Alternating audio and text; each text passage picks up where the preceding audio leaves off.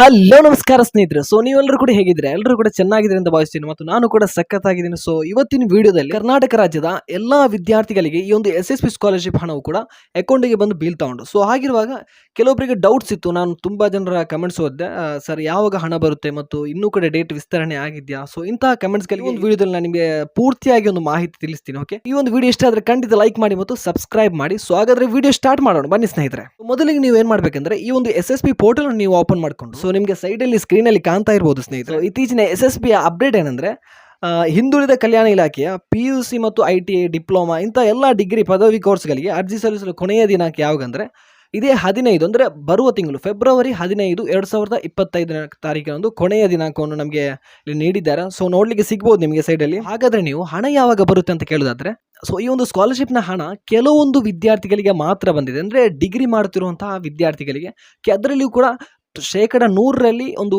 25% ಅಷ್ಟೇ ಹಣ ಕ್ರೆಡಿಟ್ ಆಗಿದೆ ಹೊರತು ಎಲ್ಲರಿಗೂ ಕೂಡ ಹಣ ಕ್ರೆಡಿಟ್ ಆಗಿಲ್ಲ ಸ್ನೇಹಿತರೆ. ಸೊ ಪೂರ್ತಿಯಾಗಿ ಇದರ ಒಂದು ಸರ್ಕ್ಯುಲರ್ ಬಂದಾಗ ಸೊ ಈ ಒಂದು ಚಾನೆಲ್ ನಿಮಗೆ ತಿಳಿಸ್ತೀನಿ. ರೀತಿಯಾದಂತಹ ಮತ್ತಷ್ಟು ವಿದ್ಯಾರ್ಥಿ ವೇತನದ ಮಾಹಿತಿಗಳಿಗೆ ನಮ್ಮ ಚಾನೆಲ್ ಸಬ್ಸ್ಕ್ರೈಬ್ ಮಾಡಿ ಇಟ್ಕೊಳ್ಳಿ ಮತ್ತು ಬೆಲ್ ಐಕನ್ ಪ್ರೆಸ್ ಮಾಡಿ ಅಂತ ಹೇಳ್ತಾ ಮುಂದಿನ ವಿಡಿಯೋದಲ್ಲಿ ಸಿಗೋಣ. ಸೊ ಧನ್ಯವಾದಗಳು.